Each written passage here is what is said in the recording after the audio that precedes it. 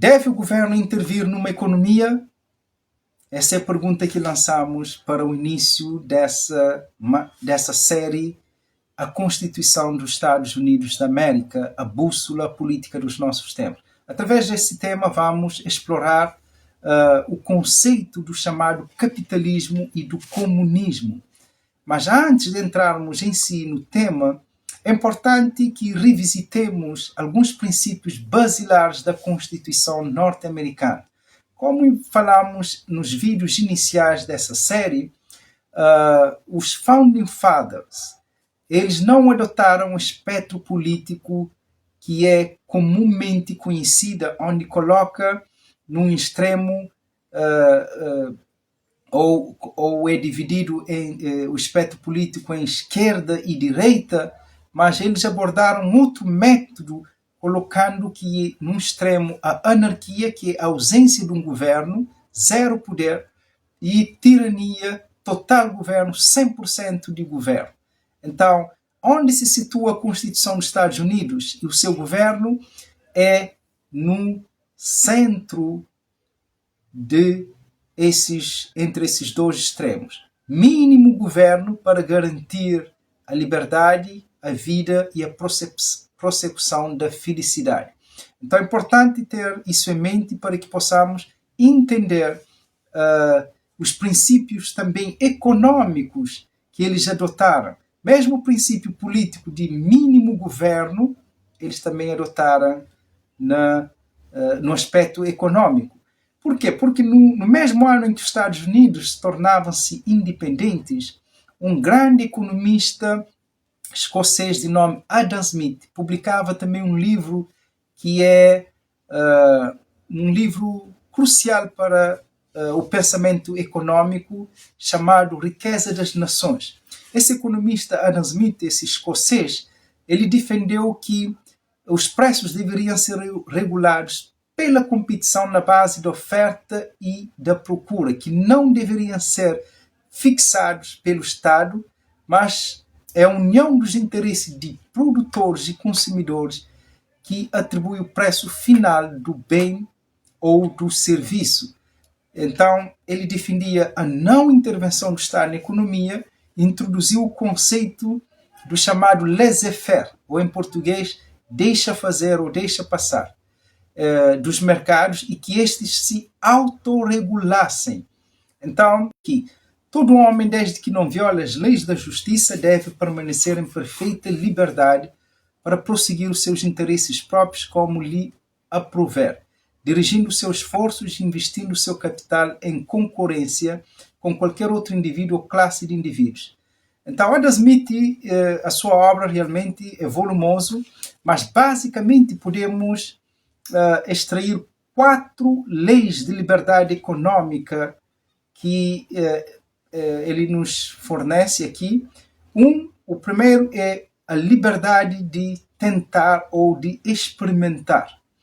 Outro é a liberdade de comprar. Todos são livres para comprar e também, se são livres para comprar, devem ser livres para vender. Também, se são livres para experimentar, são livres para falhar. 4 liberdades importantes da liberdade econômica. Então, liberdade de experimentar, ou liberdade de tentar, liberdade de comprar, de vender e de falhar. Então, essas liberdades são fundamentais para que haja um fluxo ou um progresso econômico, para que a sociedade pudesse realmente progredir sem o Estado intervir na economia. No entanto, o Estado deveria intervir só nesse monopólio legítimo do uso da força, que mantém uma força policial, militar, para garantir que essa economia funcione, protegendo as leis da liberdade econômica. Então, isso também nos leva aos sistemas econômicos, né? 2 grandes sistemas econômicos entram realmente em confrontos nessa questão de intervenção ou não do Estado numa economia. Os chamados capitalismo e socialismo. Há muita confusão sobre esses termos e propomos defini-los a partir de um conceito-chave chamado capital. Na economia, capital é tudo o que é necessário para o processo de produção de um determinado bem. Então, tudo que leva à produção de um determinado bem é capital. Então, daí fala-se do capital físico, por exemplo, máquinas, fábricas.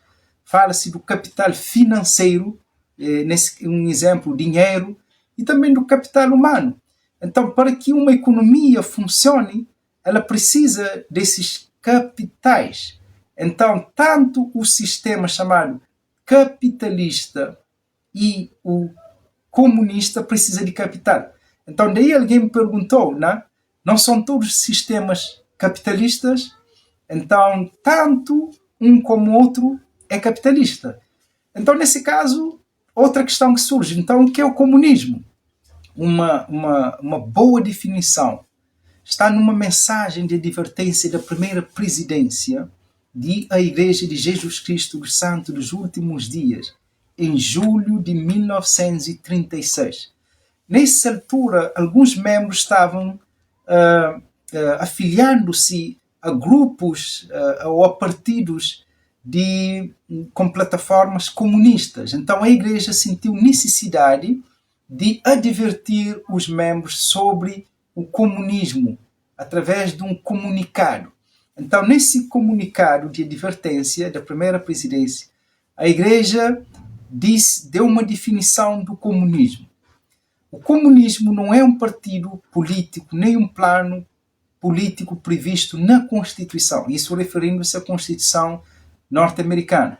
É um sistema de governo que é o oposto do nosso governo constitucional e seria necessário destruir o nosso governo antes que o comunismo pudesse ser estabelecido nos Estados Unidos.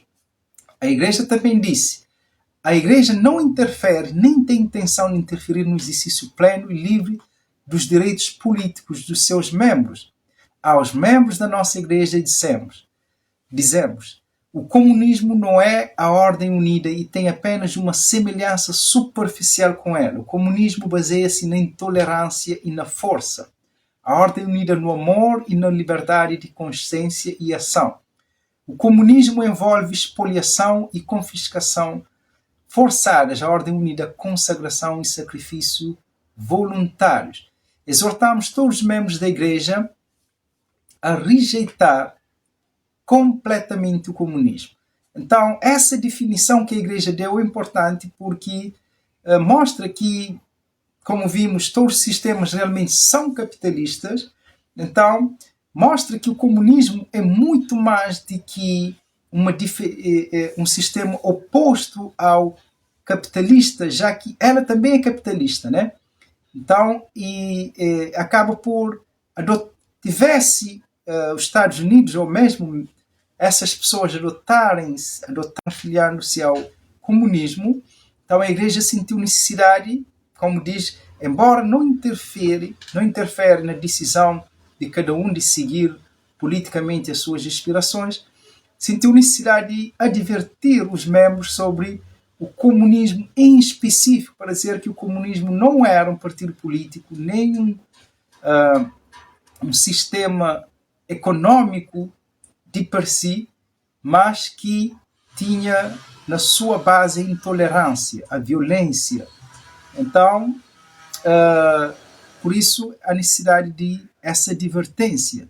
Porque também muitos membros, mesmo antes da restauração, confundiam o comunismo, muitos cristãos confundiam o comunismo com o que no Novo Testamento diz que os apóstolos tinham tudo em comum. Então, daí, essa ordem, que é chamada Ordem Unida, que é diferente do comunismo defendido nas nossas épocas e desde sempre.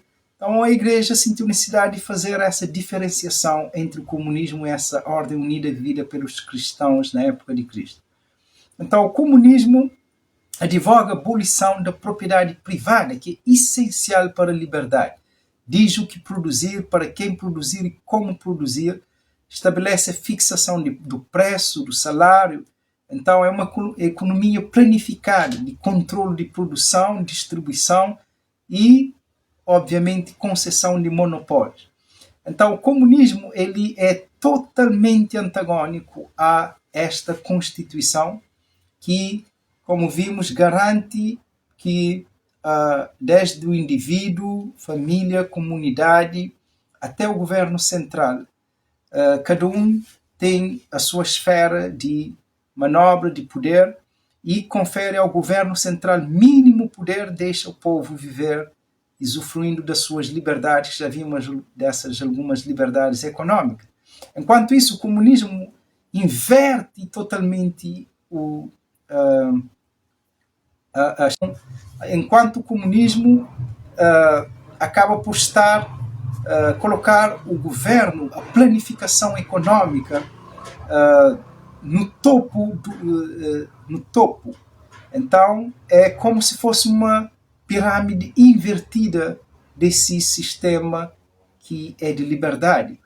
Então, o indivíduo acaba por ficar limitado em termos de sua liberdade, que vimos, as leis que regem a liberdade econômica. Então, terminaremos com essa citação do livro de Mormon que diz: portanto, os homens são livres e são livres para escolher. Então, a liberdade é o fundamento, tanto expressado no livro de Mormon como nesta Constituição, e o comunismo é o oposto de tudo isso. Então, é esse vídeo que deixamos na certeza que devemos defender nossa liberdade e não afiliar-se ao que destrói nossa liberdade.